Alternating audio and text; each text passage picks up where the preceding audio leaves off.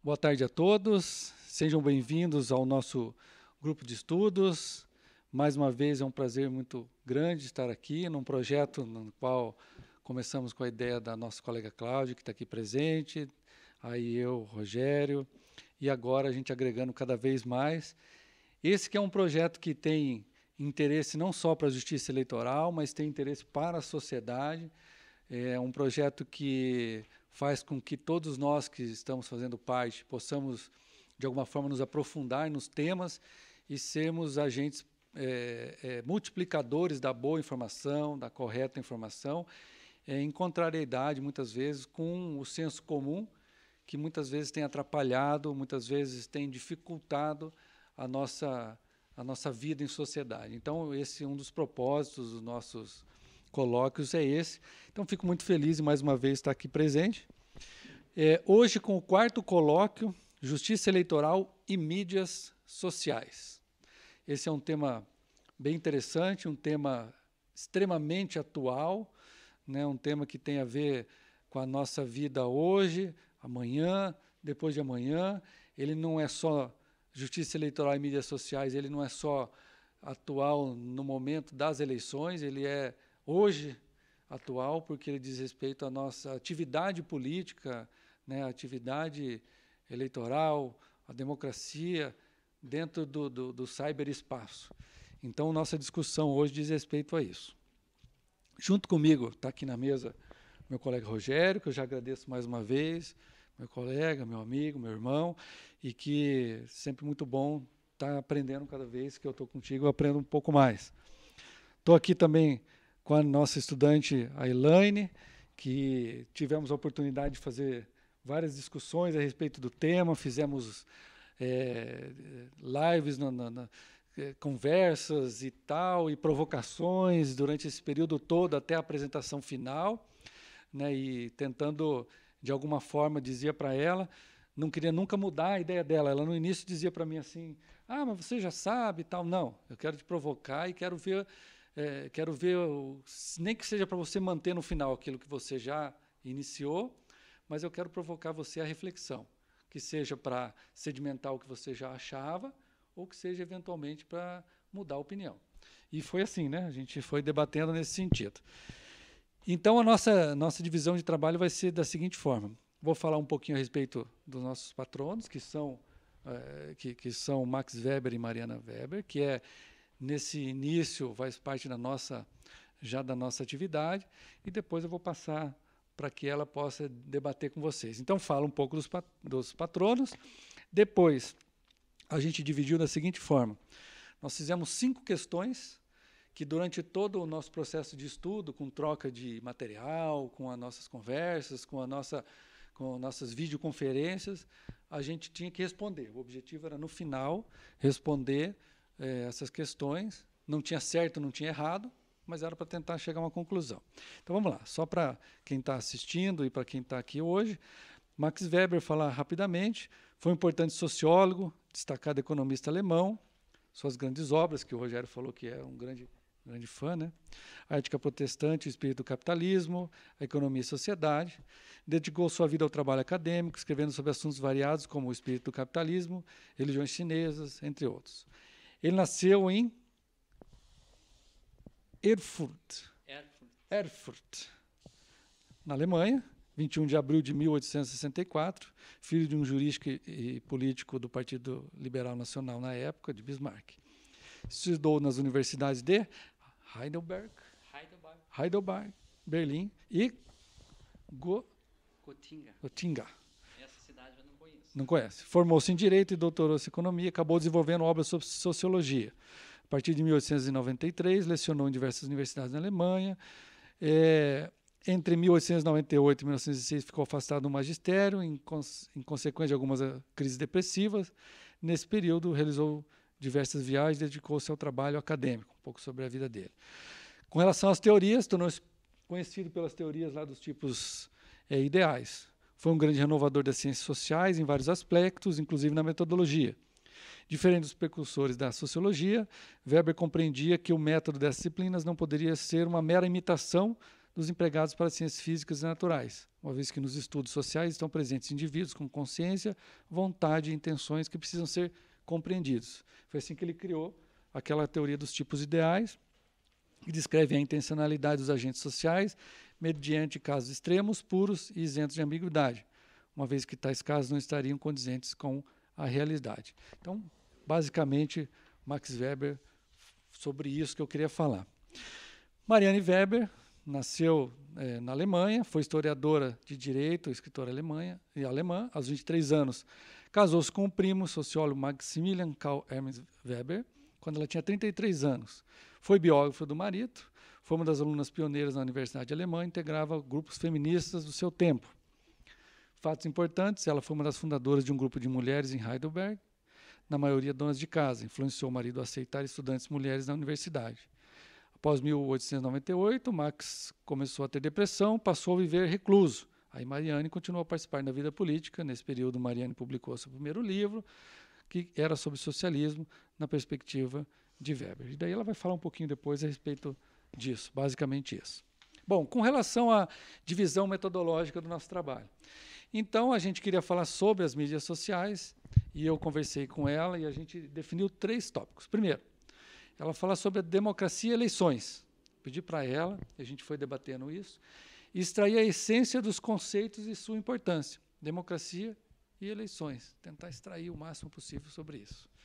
Depois, eleições e propaganda eleitoral. Porque quando a gente vai falar de mídias, a gente tem que fazer essa digressão. Democracia, eleições, propaganda eleitoral. Então, conceituar o que é cada um desses em sentido amplo. Depois a gente vai especificamente que diz respeito ao nosso tema.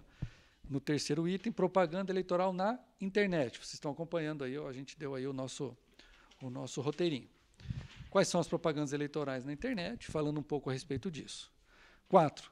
As campanhas eleitorais na rede e a atuação da Justiça Eleitoral nas últimas eleições de 2018. Aí eu pedi para a gente identificar, e a gente identificou, traços característicos de propaganda na internet e as atitudes da Justiça Eleitoral perante isso nas eleições de 2018, que foram extremamente tumultuadas. A gente está gravando hoje a nossa participação, a eleição de 2020 ainda não chegou, mas depois lá no futuro alguém vai assistir isso e vai falar assim, nossa, mudou muito, ou foi igual, ou foi pior. Então, assim, 2018 foi uma novidade em termos de mídias sociais, a Justiça Eleitoral teve muito trabalho, muitas discussões, até hoje a discussão é grande. 2020 é uma expectativa muito grande, mas também a legislação não evoluiu muito, né? A gente participa de vários grupos, estuda a respeito disso. A legislação ainda é muito incipiente nesse caso, então a gente não sabe o que vai ser da realidade de 2020. E, por fim, a propaganda eleitoral. É um direito do candidato ou do eleitor? A propaganda eleitoral. E quais os limites? Então, o debate no final, chegando nisso. Se a propaganda eleitoral ela é mais um direito do candidato, ou ela é do eleitor, ou ela é de ambos. E a última conclusão para ela era, se a Justiça Eleitoral, já que nós estamos falando de Justiça Eleitoral e mídias, se a Justiça Eleitoral ela tem que interferir mais ou menos no processo eleitoral, nas mídias sociais. Eu dizia para ela, e agora falando em um formato bem mais, digamos assim, coloquial, será que tinha que deixar a mídia social a coisa correr solta? Será que isso é um fundamento da democracia, a liberdade plena e absoluta de expressão, ainda que existam as fake news? Será que a gente não deveria, de alguma forma, deixar com que o próprio eleitor pudesse chegar à sua conclusão e a informação correr solta? Ou não? A Justiça Eleitoral tem que interpretar isso à luz da falta até da legislação e restringir a propaganda eleitoral na internet, nas mídias sociais. Então, essa era o mote do trabalho, tentar chegar no final com uma conclusão. A Justiça Eleitoral deve ou não intervir. Então, foi essas minhas provocações para ela. Claro, lembrando sempre que aqui é um grupo de estudos, não tem certo, não tem errado, a ideia nossa aqui é o debate. Ela vai falar um pouco a respeito dela. Eu gostaria que cada um que estivesse aqui depois desse a sua opinião, a sua experiência, aquilo que viu, porque o grupo de estudos é isso, o grupo de estudos é para estudar, não é para dar uma resposta definitiva. Então, ela vai trazer aqui os nossos debates. Eu passei para ela, a gente trocou alguns textos que eu achei importante, né, apesar de nós estarmos aqui hoje falando, eu já convido de antemão para ouvir vocês a respeito disso. Tá bom? Vou passar para ela aqui agora. Fica à vontade. Obrigada, professor. Boa tarde a todos. Como o professor me disse, eu me chamo Elaine, eu sou acadêmica do curso de Direito da Unidom Bosco, sou orientanda do professor Rogério Borne, e fico muito grata a ele de ter sido escolhida a participar desse grupo de pesquisa. É a primeira vez que eu participo, e aprendi muito. Tirei, assim, ricas sabedorias, coisas que eu nem sabia, vou levar à frente, gostei, quero participar de outros, se houver oportunidade. E não dá para começar a falar do nosso tema, que é a justiça eleitoral, sem antes falar dos patronos. O motivo que eu escolhi a cadeira dos patronos foi por causa de Weber. Weber e Mariana, eles têm ideias e são ousadas.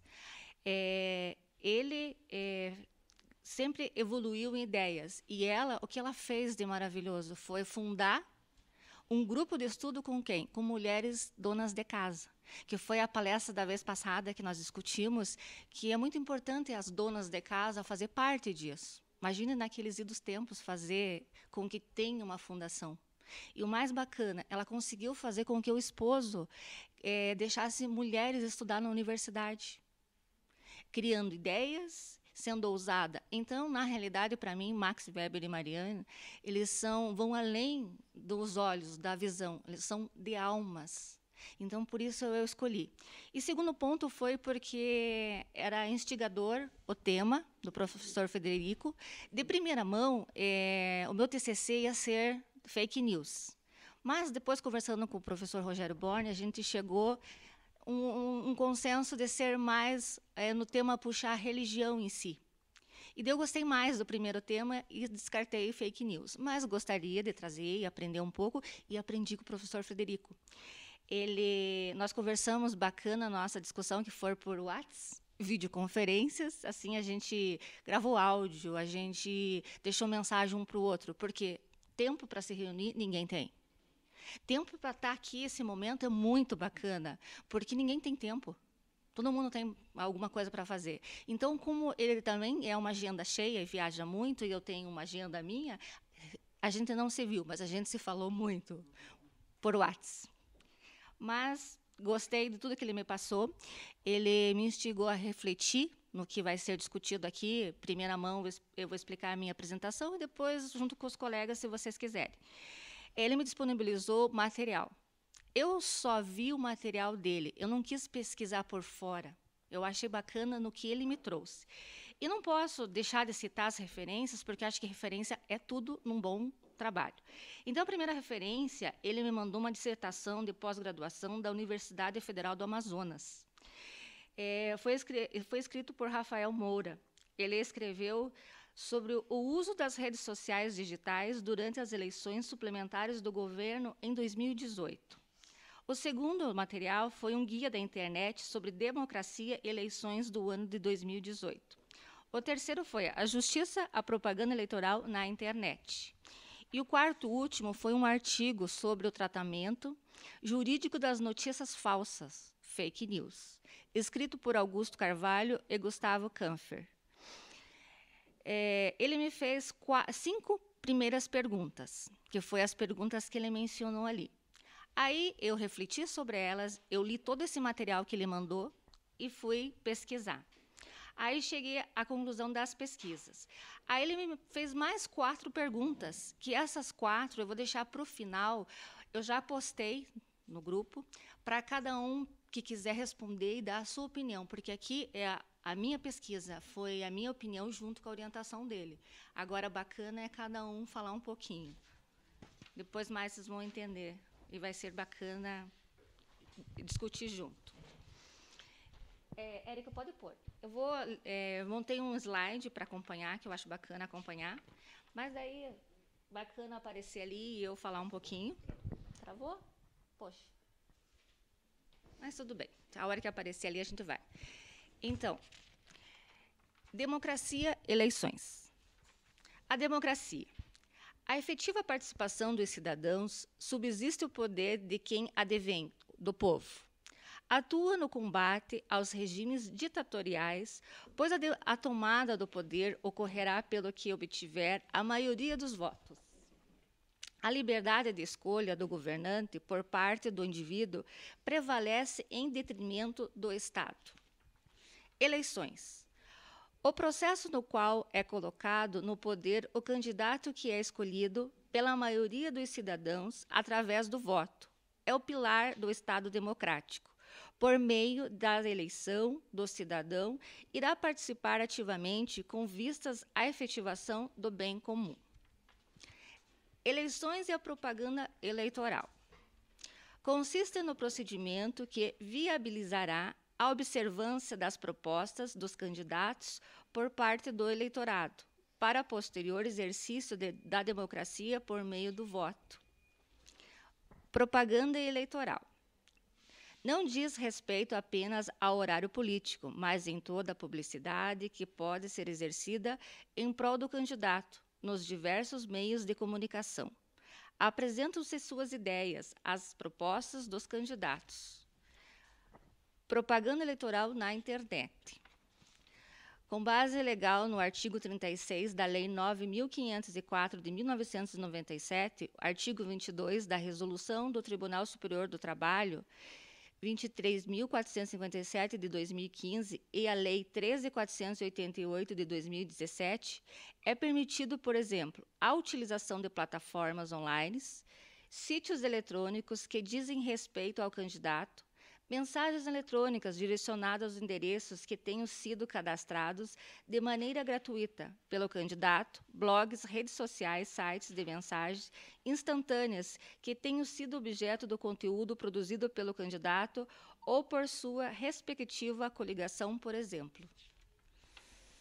As campanhas eleitorais na rede e a atuação da Justiça Eleitoral nas últimas eleições de 2018.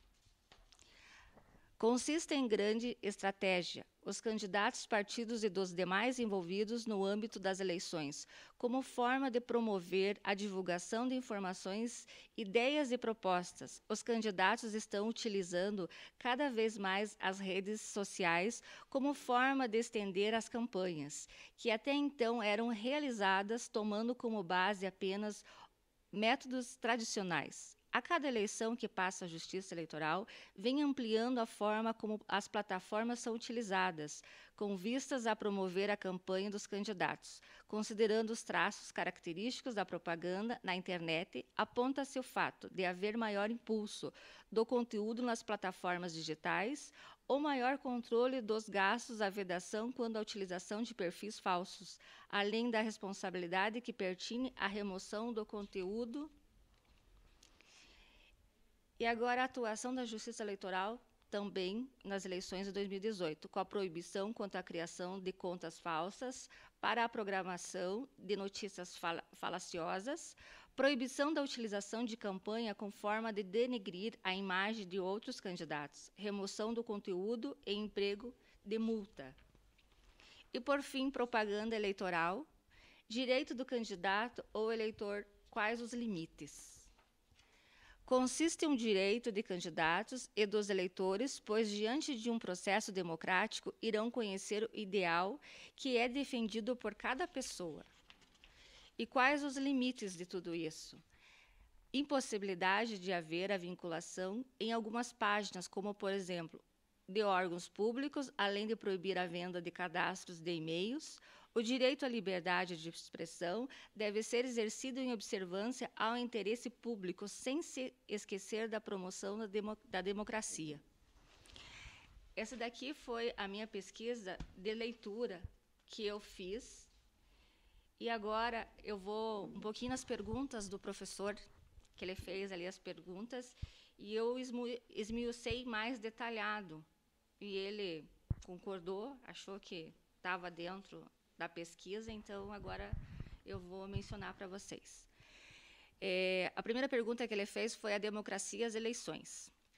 Especialmente quando se trata da essência do conceito da democracia, tal reside no fato de que a efetiva participação dos cidadãos, isto é, aqueles que portam título de eleitor no âmbito das decisões governamentais, manifestando-se assim como verdadeiro poder do povo. Nota-se a importância da democracia, eis que visa combater os regimes ditatoriais, considerando que será colocado no poder aquele que for escolhido pelo povo, por meio da maioria dos votos. Diante disso, a liberdade do indivíduo em relação à escolha do voto acaba prevalecendo em detrimento do Estado, de maneira que o cidadão opta por escolher entre os mais competentes para gerir na máquina estatal. Abordando-se a essência das eleições, deve ser apontado que tal se institui como sendo um processo que visa colocar no poder algum candidato que estabelecerá por meio do voto. Quanto à importância das eleições, deve-se mencionar que esta atua como verdadeiro pilar do Estado democrático, demonstrando que o poder não é capaz de se identificar com os seus ocupantes, considerando que não lhes pertence, nem sentido é através da eleição que o cidadão participa de maneira ativa no âmbito da coisa pública, visando, nesse particular, a efetivação do bem comum. A segunda pergunta é eleições e a propaganda eleitoral. Definindo-se tal, pode substancialmente no fato de prefazer um procedimento no qual os cidadãos irão observar as propostas desencadeadas por cada candidato e, por consequência, por meio do voto em razão, um processo democrático. Será colocado para governar aquele que detiver maioria dos votos, especialmente quando se trata da definição da propaganda eleitoral em seu sentido amplo. Deve ser abarcado, desde logo, que esta traz em seu bojo função alimentar no processo democrático, não se encontrando adstrito apenas ao horário político, mas também em toda a publicidade que deve ser exercida em diversos meios de comunicação. Dentro desse enfoque, tem-se por meio da propaganda eleitoral é instituída a apresentação das ideias do candidato, convencendo o eleitorando de que as propostas apresentadas são aqueles que mais se adequam às necessidades do país. A propaganda eleitoral na internet. Considerando os termos constantes do artigo 36 da Lei 9.504 de 97, bem como o artigo 22 da Resolução do Tribunal Superior do Trabalho, é permitido que o candidato valha das plataformas online, dos sítios eletrônicos que dizem respeito ao candidato, de mensagens eletrônicas direcionadas aos endereços que tenham sido cadastrados de maneira gratuita pelo candidato, de blogs, além das redes sociais, sites de mensagens instantâneas que tenham sido objeto do conteúdo produzido pelo candidato ou por sua respectiva coligação, por exemplo. E as campanhas eleitorais na rede e a atuação da Justiça Eleitoral nas últimas eleições de 2018. É importante salientar, desde logo, que, mais precisamente, quando se trata das campanhas eleitorais realizadas na internet, a sua relevância está se mostrando latente nos últimos anos, sobressaindo verdadeira estratégia entre candidatos, partidos, bem como em relação a todos os demais envolvidos. Na esfera política, dentro deste enfoque, os candidatos estão utilizando cada vez mais redes sociais como forma de estender as campanhas que até então eram realizadas tomando base apenas de métodos tradicionais. Nesse sentido, observa-se que cada eleição que passa, a Justiça Eleitoral vem ampliando a forma como as plataformas são utilizadas, como vistas a promover as campanhas dos candidatos. Considerando os traços característicos da propaganda, na internet aponta-se o fato de haver maior impulso do conteúdo nas plataformas digitais, o maior controle dos gastos, a vedação quanto à utilização de perfis falsos, bem como os robôs, as responsabilidades que pertinhem à remoção do conteúdo, além de preservação do direito de resposta. Nesse passo, a questão marcante das eleições de 2018 foi a relação à propaganda de notícias falsas no âmbito da internet, sendo que a Justiça Eleitoral já havia alavancado a proibição quanto à criação de contas falsas para a propagação de notícias falaciosas. Além disso, também foi ressaltada a proibição da utilização de campanha como forma de denegrir a imagem de outros candidatos. Além da competente remoção do conteúdo, também é delimitado o emprego de multa quando a propaganda se encontrar em desacordo com a legislação. Sob esse prisma, observa-se que há muito tempo a propagação da notícia falaciosa está sendo objeto de combate por parte do ordenamento jurídico brasileiro, como se verifica a Lei de Imprensa, Lei 5.250, de 1967, que foi declarada como inconstitucional pelo Supremo Tribunal Federal em razão do julgamento da ADPF 130-7. Em seu artigo 16, previa como crime de propagação de notícias falsas. No contexto atual, se observa a Lei 12.965, de 2014, que dispõe que o seu artigo 19, a respeito da responsabilidade civil dos provedores da internet, em razão da divulgação de notícias falaciosas, por meio da promulgação das leis 13.487, de 2017, e a Lei 13.488, de 2017, foi possibilitada a divulgação da propaganda eleitoral através da internet, observando-se a propagação de notícias falsas, contempla a suspensão do acesso quanto ao conteúdo eleitoral que traga o seu bojo conotação ilícita. E, por fim, a propaganda eleitoral, direito do candidato ou do eleitor. Quais os seus limites? No âmbito da propaganda eleitoral, o que se verifica é a discussão de ideias, posições, essencialmente a defesa das propostas que são levantadas pelo candidato, dizendo respeito não apenas a um direito que faz jus aos candidatos, mas também todos os eleitores que, diante de um processo democrático, irá conhecer que ideal que é defendido por cada pessoa. Quanto aos limites estabelecidos da propaganda eleitoral, alberga-se a impossibilidade de haver a veiculação em algumas páginas, como, por exemplo, de órgãos públicos, além de vedar a venda do cadastro de e-mails. Dentro desse enfoque, salienta-se que o direito à liberdade de expressão deve ser exercido em observância ao interesse público, sem se esquecer da promoção da democracia. Essa foi as minhas respostas que eu entreguei para o professor sobre a pesquisa que eu fiz. Aí, por final, para concluir, ele me fez 4 perguntas que eu postei no grupo para vocês, depois, se quiserem dialogar. Ele me fez a seguinte pergunta, depois de corrigir essas aqui. Cada um desses tópicos, você é a favor em maior ou menor grau? Manifestações na internet. O eleitoral deve intervir nisso ou o povo pode fazer o que quiser sem ser tutelado ou supervisionado? A justiça deve ter filtro, mais ou menos? Princípio da liberdade de expressão plena. Concorda ou não concorda? Aí, como geralmente, às vezes, a gente é muito rápida, a gente já quer dar uma conclusão mesmo por telefone, eu já quis concluir assim, bem rápida.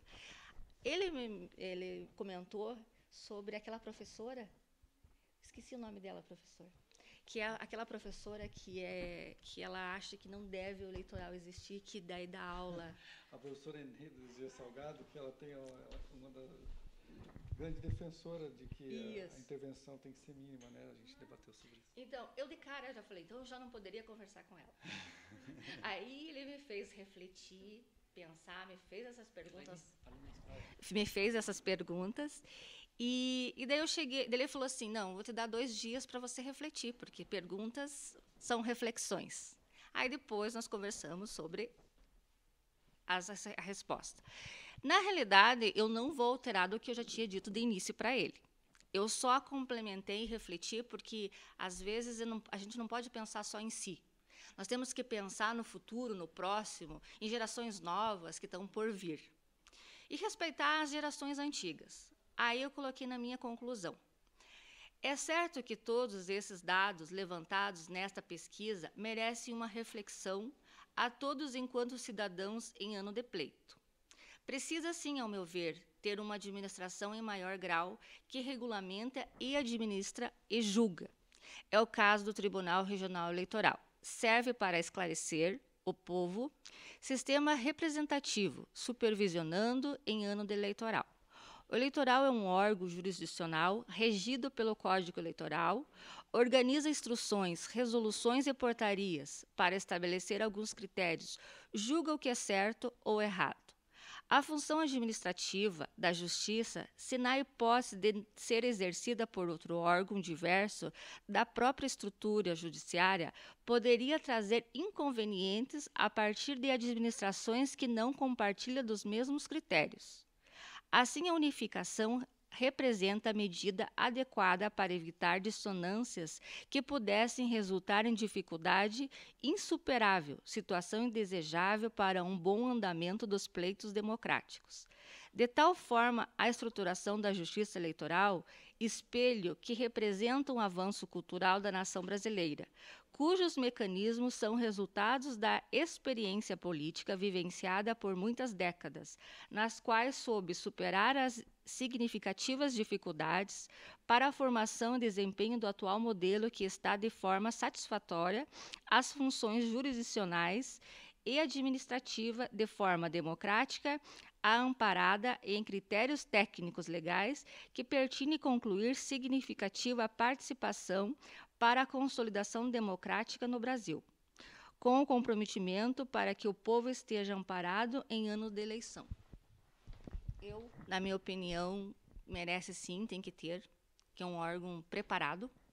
Então, fui contra o que ele disse sobre essa professora e só alterei que já vinha com esse pensamento e vou manter, claro, elaborando em pesquisa, que ele me fez refletir, eu cheguei a dar uma certa importância da área que é um preparo jurídico, não é qualquer preparo.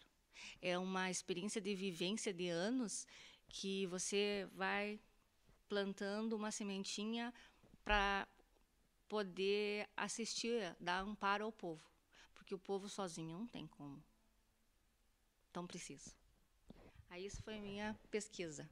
Aí, por fim, se vocês quiserem pegar uma folhinha em branco lá, que tem lá em cima da mesa, e pegar as perguntas que estão ali já compartilhadas com vocês e darem uma opinião aí do que vocês acham, seria bem bacana, porque essa foi a minha, cada um tem a sua, e daí a gente pode discutir um pouquinho. Obrigada, espero que tenham gostado e que eu tenha acertado.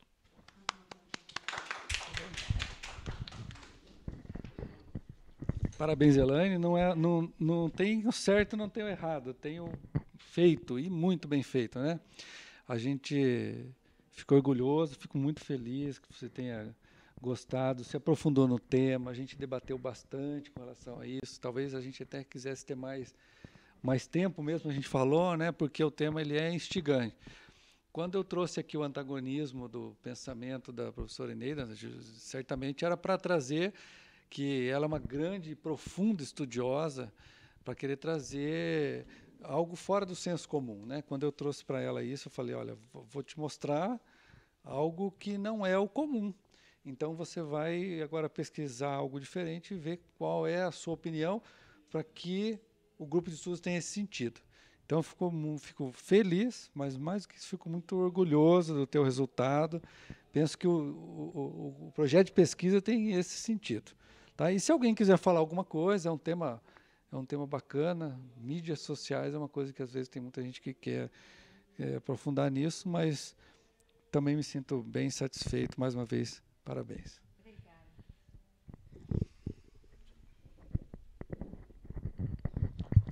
Boa tarde a todos. Eu não vou falar muito sobre o meu patrono, porque eu já apresentei no primeiro colóquio. Eu vou falar um pouquinho por alto. O Baldino do Amaral foi um dos maiores paranaenses, uma das maiores figuras da política do Paraná. Ele foi ministro do Supremo Tribunal Federal, foi o único paranaense nato ministro do Supremo Tribunal Federal. O Fachin ele é considerado paranaense, porque ele veio com menos de um ano de idade para cá. Mas o Baldino do Amaral foi o único paranaense nato. E ele ocupou os 3 poderes. Ele foi senador pelo Paraná por 2 vezes, ministro do Supremo Tribunal Federal, que tem um busto em homenagem a ele lá no Supremo Tribunal Federal. Ele foi prefeito do Rio de Janeiro, que era a capital do Brasil. Ele foi advogado do Paraná na questão do contestado. Ele não ganhou ação, mas ele tentou de todas as formas impedir a guerra do contestado. Ele teve uma carreira maravilhosa também. Ele fundou uma loja maçônica em Sorocaba, onde ele terminou a sua vida como advogado. E essa loja, ela comprava, se cotizava, comprava escravos para alforriar. Então, ele era abolicionista. Ele nasceu na Lapa, no Paraná. Muitos livros confundem, diz que ele é paulista do bairro da Lapa. É que o Paraná pertencia a São Paulo. E eles confundiam a cidade da Lapa com o bairro da Lapa. Mas ele é paranaense. Alzira Soriano, esqueci de falar por que ele deixou de ser ministro do Supremo. Porque o que ele ganhava não dava para sustentar os 11 filhos. Né? Porque o ministro Supremo era uma missão, ele não tinha um cargo, era simbólico. Né? E porque ele era apaixonado pela advocacia, ele sentiu saudades da advocacia e resolveu voltar para a advocacia. Alzira Soriano foi a primeira mulher prefeita na América Latina, na cidade de Lages, mas Lages no Rio Grande do Norte. Lá é Lages com J. E no município de Lages, em 1928, a mulher não podia votar, mas a Constituição se silenciava em relação à elegibilidade das pessoas. Então, a Constituição proibia as mulheres de votar e os códigos eleitorais estaduais que existiam na época que disciplinavam a elegibilidade. E o Código Eleitoral do Rio Grande do Norte permitiu que ela, não estava expressamente, mas eles esqueceram de proibir. E ela se candidatou como prefeita de Lages e ganhou. Agora, o que é interessante na Alzira Soriano? Que ela não votou nela. E todos os votos que ela teve foram de homens. Então, ela é uma heroína. Ela cumpriu 2 anos do mandato, ela teve forte resistência, a resistência dela foi a abstenção, e 2 anos depois ela renunciou. Ela era chamada de prostituta da política, para você ver como essa mulher sofreu, né? E 2 anos ela renunciou, mas ela não renunciou por pressão popular. Ela renunciou porque ela era do partido do Getúlio Vargas e não concordava mais com a política do partido. E daí ela acabou renunciando por causa disso. Então, essa é a Alzira Soriano. Vou falar um pouquinho do Max Weber, mais da Marianne Weber, que a Marianne, eu fiz questão de colocar o nome dela porque ela estava esquecida.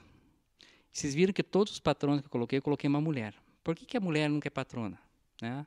Ou patronese, até hoje eu tenho essa dificuldade. E graças a Marianne Weber, que os livros do Max são editados, porque quando ele estava doente com depressão, ela que terminou os livros, ela fazia pesquisas com ele, é coisa que a história conta muito pouco. Então eu achei muito merecido colocar o nome dela e lembrar mais a Marianne. Eu sou fã incondicional do Max, eu estudo muito profundamente. O livro mais famoso dele é A Ética Protestante e o Espírito do Capitalismo. Um livro que adorei, que eu ganhei ganhei da professora Cláudia Fânio, um livro chamado Ciência e Política, 2 Vocações, já li umas 3, 4 vezes, foi um dos melhores presentes que eu ganhei. Economia, tem um livro que ele fala sobre a dominação, o que leva as pessoas a serem dominadas, que é a dominação tradicional, racional e carismática. Então, ela faz essa comparação bem interessante. E o tema hoje, mídia, o que me atraiu? Eu não tinha preparado matéria, mas eu estava estudando o tema. No meu doutorado, eu tenho uma matéria chamada Direito e Tecnologia, uma matéria eletiva, e eu já estava me preparando esse tema, já estou preparando o meu artigo sobre o tema, comecei a me empolgar com ele. Eu sempre tive curiosidade no passado, só que ainda não tenho a resposta para essa minha dúvida. Eu começava a estudar sobre o nazismo. Daí eu pensava assim, o que dominava a cabeça dos alemães? A propaganda nazista, Goebbels. Só que eu comecei a pensar, mas como que a propaganda domina a cabeça das pessoas? Porque o Hitler ele colocava a propaganda influenciava. Mas eu pensava, como ela influenciava? Qual a técnica, qual a estratégia? Que a propaganda influenciava, eu sei. Só que até hoje eu não tenho a resposta. Tem algumas estratégias que eu consegui descobrir, porque não tem nenhum livro que fala qual estratégia. Eu procurei em livros direcionados ao profissional de marketing, que é ali que vai dizer a técnica, não livro de política, né? Mas mesmo assim não encontrei. Eu sei que todos os cursos de marketing se basearam as técnicas de propaganda nessa técnica nazista, mas não tem nenhum lugar que diga exatamente como foi feito. Uma ou outra coisa a gente vê algum filme, alguma matéria. Daí eu comecei a tentar me aprofundar. Como que a mídia influencia na cabeça das pessoas. Só que eu me empolguei tanto que eu faço graduação em jornalismo. Eu disse, não, vou fazer jornalismo para entender como que pensa o jornalista. E dentro do jornalismo tem marketing, né? E está me esclarecendo bastante coisa, mas é um dominó isso, porque o jornalismo é uma parte só. É uma parte só do conhecimento, né? E eu vou trazer duas partes, uma mais moderna e outra mais antiga, duas teorias. Eu vou falar primeiramente da Noam Chomsky. Não sei se vocês conhecem esse filósofo, acredito que é americano, né? Ele traçou nos livros deles, alguém resumiu, muitos autores resumiram, quais são as estratégias da mídia para convencer as pessoas. Quando a mídia está ligada com a política é um instrumento, a mídia é um instrumento da política. Então, a primeira técnica eu vou falar primeiro a época atual, depois eu vou falar como vai ser no futuro, o que pode ser no futuro. Então, ele enunciou 10 técnicas para a influência da mídia. A primeira se chama a estratégia da distração. Quando tem assunto importante em pauta, a televisão começa a distribuir programação, geralmente banal ou popular, que desvia o assunto das pessoas.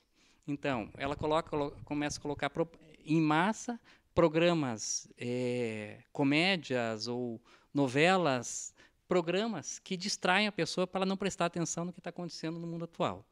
Essa foi uma acusação da Copa do Mundo de 1970, que muita gente defende que a Copa do Mundo de 1970 foi uma forma de distração da população em relação ao regime da época. Mas isso é uma tese, é uma teoria. A segunda técnica, que é utilizada até hoje, é criar problema e depois oferecer a solução. Então, o que os políticos fazem? Eles criam os problemas, debatem o problema, dizem, o problema é esse, e daí eles apontam a solução. Mas, na verdade, quem criou o problema foram eles. Então, a gente está vendo muito isso com a Previdência. Então, foi o próprio governo que criou o problema e agora está oferecendo soluções. Estratégia da gradualidade. Essa estratégia eu vejo muito nas religiões também. Então, eles querem criar um conceito muito grande. Então, eles vão pegando por partes. Então, eles pegam a primeira parte, o primeiro capítulo, batem naquilo, fixam. Daí, quando vê que a pessoa está bem dominada, eles vão acrescentando outras teorias, aperfeiçoando essa teoria. Por incrível que pareça, eu notei que as religiões elas utilizam várias das técnicas da política, são muito parecidas, porque são ideologias, né? Existe a diferença de publicidade e propaganda. A publicidade ela é destinada a vender produtos e a propaganda é para difundir ideias. Então, a igreja e a política, elas fazem propaganda. E as técnicas, eu noto que é muito parecido, aquelas religiões que tentam doutrinar as pessoas, alienar as pessoas, né? Eu chamo de pequenas igrejas, grandes negócios, né? Então, é a mesma técnica. Então, a gradualidade, aos poucos, eles vão embutindo determinadas ideias. A estratégia de diferir. A estratégia de diferir é o seguinte, eles mostrarem uma situação mais grave do que uma situação do Estado bem mais grave, e colocar ali que a dor é necessária para que no futuro nós todos vivamos bem. É o discurso da Previdência também, né? Que é o mal necessário, né? É aquela história, né? Você tem que tomar injeção. Então, por que você tem que tomar injeção? Dói a injeção? Tem gente que acha que dói, mas é para você ser curado. Então, essa é outra estratégia. O mal necessário, né?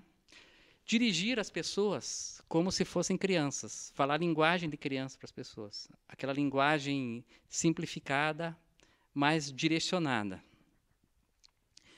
E utilizar o aspecto emocional, mais do que reflexão. Colocar poesia, músicas, né? A cidade é linda. Então, falar das coisas assim, mais que mexam no coração, fala primeiro aquele sentimento, aquela arte mal aplicada, não estou dizendo a arte bem aplicada. Eu acho que a arte, a cultura, a música, ela deve ser aplicada no momento de mostrar a arte, a cultura e a música, né? Mas aqui se utiliza já com letras direcionadas, com... Igreja utiliza muito isso, né? Então, estratégias de igreja, né? Manter o público na ignorância e na mediocridade. Não colocar na mídia o que pode modificar o pensamento da população. Então, é a estratégia da omissão. Eu vi muito no curso de jornalismo isso aqui, mas lá é feito crítica, né? Que no jornalismo, ele começou a se aperfeiçoar a partir da escola de Chicago. Antes disso, a mídia ela aplicava uma teoria chamada de agulha hipodérmica. Quer dizer, eles aplicam a informação e o público não interage com essa informação. Então, manter o povo na ignorância, assunto importante, é a estratégia da omissão. Estimular o público a ser complacente com a mediocridade. Isso aqui a gente está vendo muito nas redes sociais. Só que está muito mais fácil, compartilhar a notícia errada, compartilhar aquele entendimento e difundir. Nas cidades pequenas, antigamente, eu dizia assim que um dos maiores órgãos de comunicação social era o cabeleireiro e o barbeiro, né? Que ali as notícias se difundiam, as pessoas tomavam uma posição e aquela... reforçar a autoculpabilidade. Trazer que você é culpado de tudo. Tudo que sai errado é por tua culpa. E, por último, conhecer os indivíduos melhor do que eles mesmos conhecem. Então, essa última estratégia, né? Eu estava falando das estratégias no tempo moderno sem a tecnologia. Deixa eu achar aqui a próxima.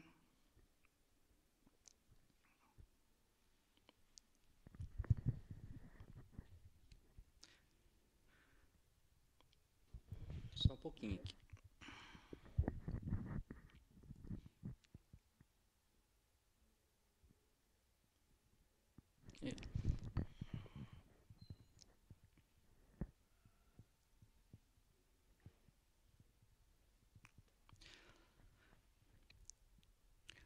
Hoje, além das fake news, o que está dominando, começando a dominar, não é só as notícias falsas, são os algoritmos. Então, eu acho que a maioria já viu falar dos algoritmos que está sendo utilizado para tudo. Então, o que acontece, né? O computador, pelas tuas redes sociais, pela tua ficha, ele analisa a sua personalidade. Nas eleições do Donald Trump já começou com isso, mas ainda não está aperfeiçoado.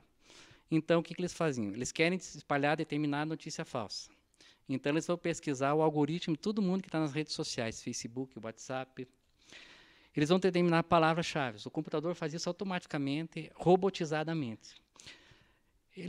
Por exemplo, tem o Donald Trump e quem que foi? A Hillary Clinton.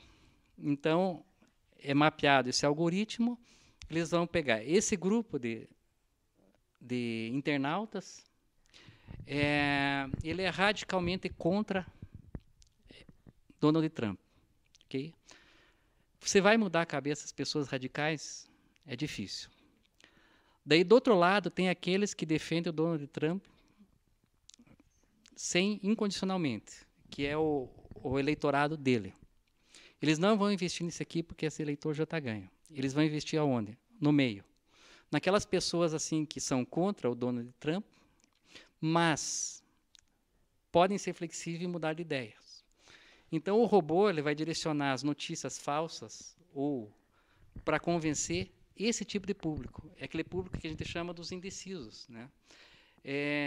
Maquiavel, lá no Príncipe, ele já falava sobre as pesquisas, né? Que ele dizia assim que estão 3 públicos, né? Aqueles que são amigos do príncipe, aqueles que são inimigos do príncipe e aqueles que são indiferentes. E que o príncipe ele tem que tentar conquistar os indiferentes, porque os inimigos ele não conquista. É muito difícil. E, inclusive, hoje mesmo, na BBC, saiu uma reportagem dizendo o que os algoritmos vão fazer na sua vida. Então, por exemplo, o computador decidirá se você fará ou não uma entrevista de emprego. Tá? Então, quer dizer, você vai fazer uma entrevista de emprego, ele vai traçar todo o teu perfil. por algoritmos, daí você já vai ser avisado que você não vai conseguir aquele emprego. Tá? Dinheiro emprestado. Você vai chegar num banco, o banco vai analisar teu perfil. Tem até um filme que ele mostra que a pessoa foi emprestar dinheiro, o algoritmo, não, você precisa de 7.000 pontos e está com 7.999 pontos. Então, você não pode requerer esse empréstimo. Daí, quando a pessoa reclama, não, agora pela reclamação você já perdeu mais tantos pontos, porque o algoritmo aqui identificou que você é uma pessoa complicada. Né? Então, essa que é a tendência. Né? Um algoritmo pode achar o amor da tua vida. Então, as agências de casamento vão investir no algoritmo, vai pesquisar todo o teu perfil, vai cruzar com o perfil de outra pessoa. Né? Dizem as pessoas que têm agência de casamento que os homens, geralmente, eles querem Miss Brasil, né? Mas eles não têm Miss Brasil no cadastro. Né? Miss Brasil, geralmente, não está precisando de marido. Né? Então, ele traça todo esse perfil para achar o amor da tua vida. Né? O programa também ele vai analisar teu seguro-saúde, teu plano de saúde, né? E ele vai analisar se ele vai fazer o plano para você ou não, e se você tinha doença pré-existente. Então, por todo o teu perfil na rede social, por todo esse teu perfil na rede social, ele vai fazer essa análise. Por falar nisso, eu estou com uma ação contra uma empresa de seguro de viagem que não quis pagar sinistro que a gente teve na Alemanha, né? Então, estou com uma ação contra uma seguradora. Eles vão ajudar você a escolher um filme perfeito. Qual o filme que você quer assistir? Qual o gênero que você quer assistir? Eu vou deixar isso aqui por último.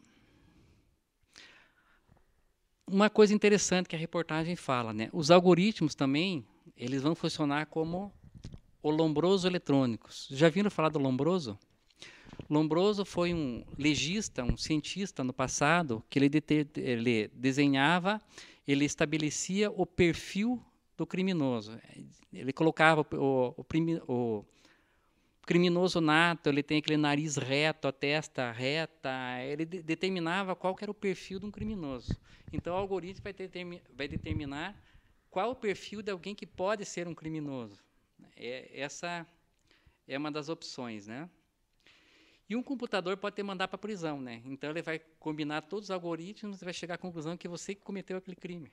Então, pela combinação dos algoritmos... Só que eu estou fazendo uma visão bem pessimista aqui, né? Agora, o que interessa aqui? Ele colocou aqui que os algoritmos influenciam em quem você vota, em quem será o presidente. Isso a gente já viu uma amostra nas últimas eleições, né? Então, eles vão direcionar as notícias certas para as pessoas certas. O que aconteceu na Alemanha? Eu vi na Deutsche Welle que eles começaram a divulgar muita notícia sobre os algoritmos no futuro, né? Eu tenho até um livro alemão ali sobre isso.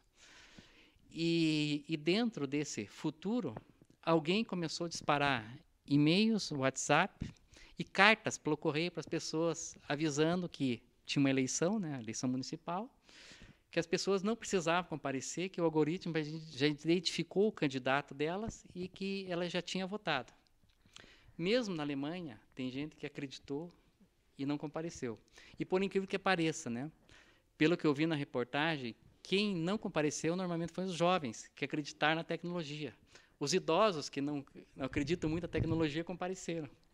Mas que o número foi muito pequeno, foi aberto um inquérito para saber quem distribuiu essas informações, né?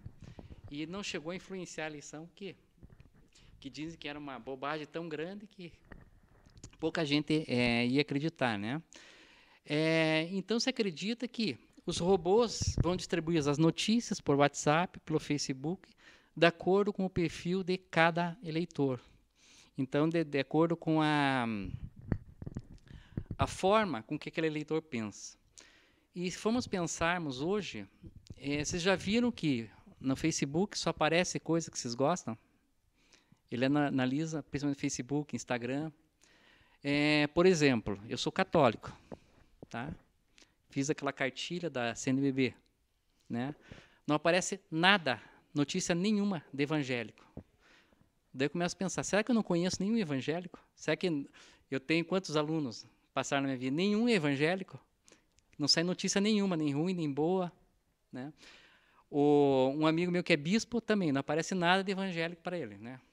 Ao mesmo tempo, né, sai toneladas de vendas de carrinhos em miniatura, né? Por que será? Né? Eu tenho um amigo meu, um professor meu, do doutorado, que ele é careca, né? Então, o que sai de propaganda de produtos para crescer cabelo para ele é que ele fica... simplesmente pela foto dele. Então, você traçou um perfil, né? E daí começam a nascer os erros, né? Os erros de perfil. Então, por exemplo, em Irati, na minha cidade, são descendentes de poloneses, um pouquinho de alemão, ucraniano, então tem todos clarinhos, assim, né? E daí, sabe aquela marcação que tem no Facebook? Aquela marcação de fotos, que mostra na foto que é você que está naquela foto? Eu já apareci em time de futebol da década de 60, já apareci em baile de debutante da década de 70, né? Coisa que eu não tinha nem nascido ainda. Então, foi um erro de perfil. Então, o que vai acontecer no futuro? Teremos um erro de perfil. Existia uma vez um advogado que ele teve problema com o INSS, porque tudo que ele queria fazer para o cliente dele, se dizia que o computador não aceita. Era toda a combinação do computador. Daí faltava um campo para o computador, o INSS não queria resolver. Ele entrou com mandado de segurança contra o computador do INSS. Mas ele fez para chamar atenção, né? Para chamar atenção sobre isso. Tá? Mas era isso, então, que eu tinha para passar para vocês. Desculpe que eu não preparei, porque foi em cima da hora que eu me integrei à mesa, né? E agradeço ao Frederico, que está presidindo a mesa, grande amigo, professor, colega de profissão, 2 vezes. A Elaine, que é uma aluna maravilhosa, várias vezes foi minha aluna em várias matérias. A Elaine também é minha orientanda. E a Elaine, ela é privilegiada. Ela tem 3 professores orientandos. Tem eu, o professor Frederico e o professor Cristiano Cheong, que tem ajudado muito, que a gente vai convidar para participar das bancas da Elaine. Tá? Então, muito obrigado. Eu devolvo a palavra agora para o professor Frederico Almeida. Obrigado, professor Rogério. Alguém mais queria se manifestar? Alguém quer falar alguma coisa? Alguém? Não, só queria uma provocação. Tá. Quer usar o microfone? Eu vou aqui, quero precisar. Se quiser sentar na mesa. Estou mexendo com o celular. Não, só queria, não uma provocação, mas uma reflexão, porque hoje... Boa tarde a todos. Desculpa. Porque hoje saiu uma notícia, eu só vi a manchete, então estou compartilhando com vocês. O WhatsApp admite envio maciço e ilegal de mensagem nas eleições de 2018. Então, eu não li a reportagem, em que termos isso está sendo falado, né? Essa é a manchete da UOL, da Folha, UOL. Então, o que eu queria assim, comentar até o Frederico, porque ser chefe de cartório, em termos bem gerais, né? Em termos de democracia e justiça eleitoral. Como é que a gente vai cuidar disso, né? Porque é uma guerra muito, muito grande, muito complicada, né? Nós enfrentarmos essa tecnologia toda que o professor Rogério acabou de comentar, né? Nos induzir a atos e a desejos, inclusive por curiosidade, só sugiro para todos um documentário na Netflix, para quem tem acesso, chamado Democracia Hackeada. Tem 3 ou 4 documentários sobre democracia, tá? Não lembro os nomes agora, mas a Hackeada, especificamente, ela trata sobre esse assunto de como que a democracia está sendo atingida pela tecnologia, a ponto de a gente questionar se tem democracia mesmo, né? Se a gente está sendo induzido, orientado. A nossa preocupação aqui, que vai além da ciência social, a ciência política e outra, é direito, é poder judiciário, é justiça eleitoral. E como é que a gente abarca esse pepino, essa complexidade toda para garantir nosso papel na sociedade, né? Como se colocou, né, Helena? Eu acredito que a professora, como da Ineide, eu não sei as últimas manifestações, mas talvez ela falou que tem que ser menos. Ela acredita não acabar com a justiça eleitoral, né, no seu papel. Ela acredita menos, e é uma discussão bem já desde que nasceu a justiça eleitoral, e claro que hoje nós estamos vivendo uma mutação social em todos os sentidos, é natural que se questione. Mas nosso papel a gente nem consegue, a gente está sendo atropelado por esse processo social, que é essas redes sociais que o professor colocou, que a gente nem mais, né? A gente tem que dar conta, a gente tem que ajudar a organizar a nossa sociedade no mínimo possível, né? Então, eu só queria um comentário de vocês, de forma bem genérica, principalmente o professor Federico, mas nesse sentido dos desafios da justiça eleitoral frente a essa manchete de agora, da UOL, agora há pouco, antes um pouquinho do grupo eu vi, e que está se revelando muita coisa, né? E do que como é que a gente enfrentou 2018 e a expectativa para 2020 nesse sentido. Obrigado pela provocação. Eu tenho uma opinião um pouco bem pessoal com relação a isso, porque, como você mesmo falou, os tentáculos, né, das mídias sociais e da informação, principalmente na atualidade, isso sempre foi assim, mas agora com a rede social e a instantaneidade da rede social, faz com que a nossa intervenção ela nunca seja suficiente. Partimos desse princípio, né? Ela nunca vai ser suficiente. Eu sempre parto do princípio, e aí talvez um pouco relacionado à minha experiência em vários estados nos quais eu trabalhei, e os estudos sobre a democracia, sobre as eleições, a parte empírica, a minha experiência e tal, me parece que em algum momento em que pese a justiça eleitoral ter essa grande importância, ela ter uma atuação que hoje me parece que não existe mais a possibilidade de não tê-la, a gente vai ter que começar a inverter o processo democrático. Eu estava estudando dias desses, quando você vai estudar, por exemplo, a democracia grega, na qual você não tinha a democracia, os pressupostos da democracia não partiam do pressuposto de que temos que ter direitos. Nós partimos do pressuposto de que primeiro tinha que ser o dever. Se você imaginar, nem na democracia grega, mas antes, quando você tinha lá a barbárie, quando não existiam leis, nas quais os grupos eram formados a partir de grotões em que se reuniam, como é que funcionava? Aí, aqueles que iam para a batalha, aqueles que iam para a briga, quando chegavam de volta para o seu povo, tinham uma legitimidade para pedir alguma coisa, para exigir um direito. Ele falava, olha, eu estava lá na guerra, está vendo aqui, ó, perdi uma mão, recebi uma cortada na testa, participei daquilo, fui lutar pela nossa sociedade.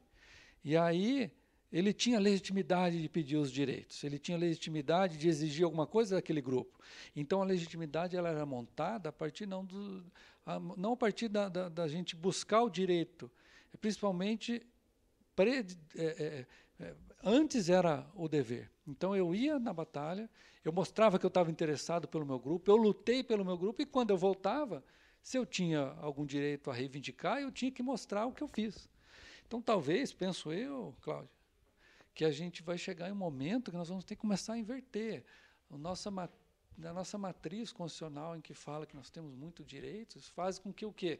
Os braços do Poder Judiciário, seja lá de quem for, não vão dar conta de uma democracia tão plena assim, se a gente, em algum momento, não voltar naquilo na qual a gente tem que partir do nosso dever. E aí, falando especificamente da nossa situação, das eleições e diz respeito a isso, na minha opinião, perpassa do interesse do eleitor, em discutir o processo democrático. Talvez esse tipo de atividade nossa seja uma das coisas que me parece tão importantes. Porque vamos imaginar comigo o seguinte, quem é que escreve a história? Os livros de história. O que aconteceu na Alemanha? O que aconteceu nos Estados Unidos, no Brasil, na Hungria, em qualquer lugar do mundo? É escrito pelos vencedores. É escrito por alguém que venceu a batalha, ou alguém que venceu a batalha e pediu para que outro escrevesse a sua versão. Porque quem perdeu a batalha morreu. Então, quando a gente fala em fake news, quando a gente fala em dificuldade de interpretação a respeito de um determinado assunto, na minha opinião, está muito mais ligada à capacidade que você, como ser humano, como participante da sociedade, como eleitor, em distinguir isso. Porque se a gente transferir para o Estado, na minha opinião, a missão impossível de você dizer o que é certo, o que é o errado, nós não vamos conseguir, vai ser fracassado. A gente tem, sim, como meio de organização do processo eleitoral, como se evitar que algo se torne uma frente de guerra, se utilizando de todos esses mecanismos de robôs e tal, para que algo seja desenfreado. Isso acho que sim, a gente consegue fazer. Agora, se a gente não imaginar que ações educativas, que é o que a gente sempre está aqui conversando a respeito disso, seja a partir de nós mesmos e da sociedade nas quais a gente está inserido, eu penso que não vai dar certo. A gente não inverter a nossa democracia, a democracia de direitos, para embutir talvez um discurso, eu vou me aprofundar melhor sobre isso, os deveres do cidadão de perceber que ele cobrar a gasolina do candidato, que ele tem que, né, da dentadura que ele vai pedir, ou ele receber aquela informação que claramente é um fake news, que ele precisa dar uma lida, que ele precisa checar, não vai adiantar. Nós não vamos conseguir fazer isso adiante. Claro, a Justiça Eleitoral tem uma razão de ser. O objetivo do Judiciário, da Justiça Eleitoral, é o quê? É o equilíbrio dos pleitos. Isso é a nossa razão de ser. Ela não tem que... A busca da Justiça Eleitoral não é a perfeição dos pleitos, é o equilíbrio dos pleitos. Então, a gente vai tentar equilibrar. Mas, na minha opinião, eu penso agora, a gente uma hora tem que ter uma opinião mais disruptiva nesse sentido, de buscar o quê? A informação. Nós que vivemos lá na ponta, eu com anos de judiciário, eu vejo que é isso, porque a gente até vê isso na prática. Eu posso dar um exemplo. Meu pai às vezes manda umas coisas para mim assim do Arco da Velha, assim tal. Nós já estamos no dia a dia, a gente já está vendo, não, isso aí é fake news, tal. Bomba! STF acaba de ser derrubado por 2 tratores, e daí ele manda para mim e tal.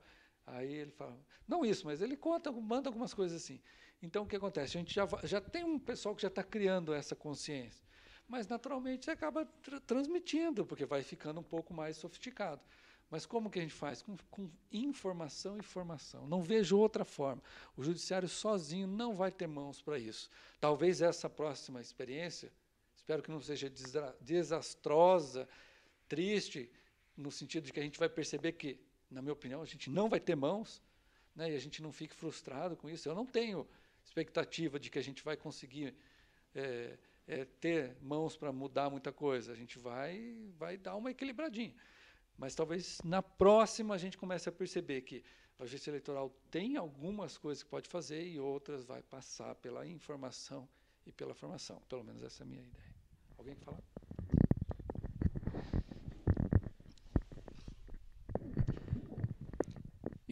Eu acredito hoje que a Justiça Eleitoral, a dificuldade de punir é muito maior do que conscientizar. Claro, ela não vai deixar de punir, ela tem que coibir. Mas a velocidade da informação é tão rápida, é tão grande, exige tanto tecnologia para você coibir que fica um tanto difícil. E, principalmente, o próprio WhatsApp, ele não tem tecnologia para identificar a maioria das ações, de onde vem, e de bloquear essas ações. Então, a arma principal da Justiça Eleitoral é fugir um pouquinho do juridiquês e trabalhar na conscientização, na campanha da mídia, campanha para as pessoas saberem identificar uma notícia falsa ou não. Só que daí a Justiça Eleitoral, conscientizando a população, ela vai enfrentar outro problema. Como é que é a deslegitimação da Justiça Eleitoral para os políticos. Porque como a informação da Justiça Eleitoral é oficial e está surtindo efeito, então tem que se dar um jeito de desmerecer a informação da Justiça Eleitoral, o que tem acontecido nas últimas eleições. Então, esse é o segundo desafio da Justiça Eleitoral. O primeiro é conseguir punir e abortar essas notícias falsas. A segunda é enfrentar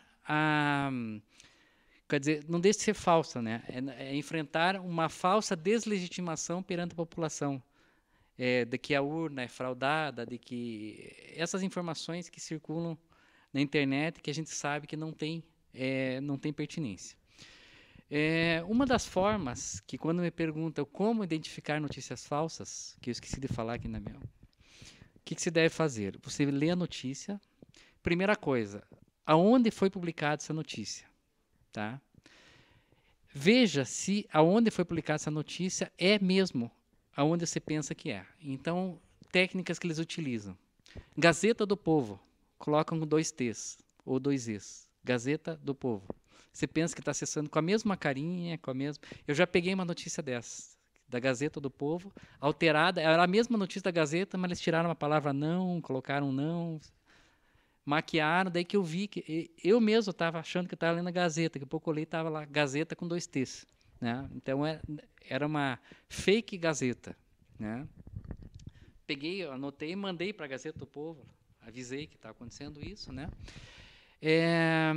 Então, ver qual é a fonte. Se for uma fonte legal, existente, veja qual que é a linha editorial desse jornal. Né? Que linha que ele segue? Eles são de esquerda, eles são de direita, eles são de centro, são de extrema direita, extrema esquerda.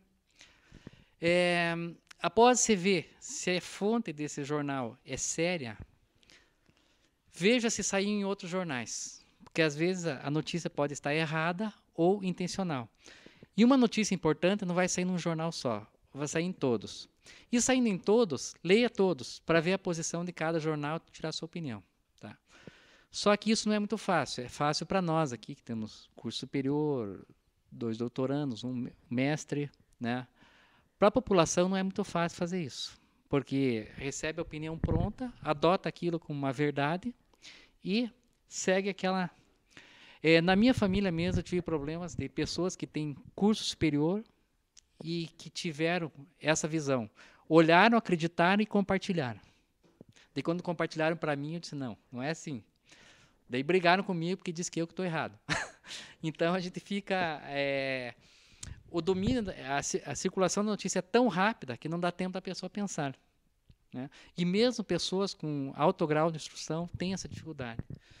Então, resumindo a pergunta da Cláudia, o papel da Justiça Eleitoral, para mim, é primeiro conscientizar, depois punir e depois rebater. Tá certo? Então, eu vou passar a palavra para a Elaine.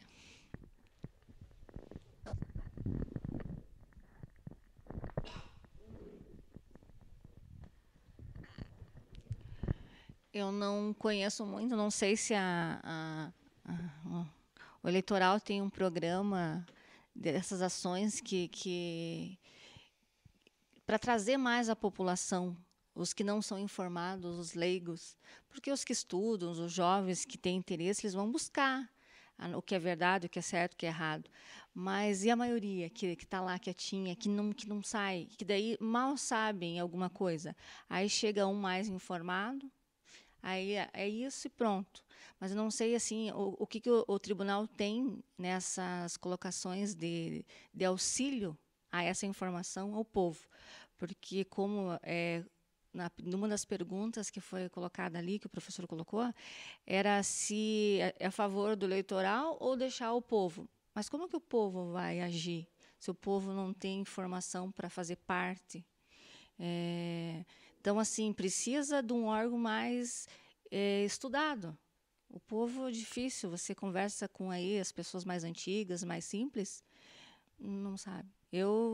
Minha mãe, se você não ficar em cima dela, mas ela com 80 ela não quer aprender mais nada, mas se você não mostrar o candidato para ela e a posição do candidato, não, ela olha lá, vamos ver se é bonitinho e tal, se está arrumadinho, é nessa. Eu falei, mãe, não é assim que funciona.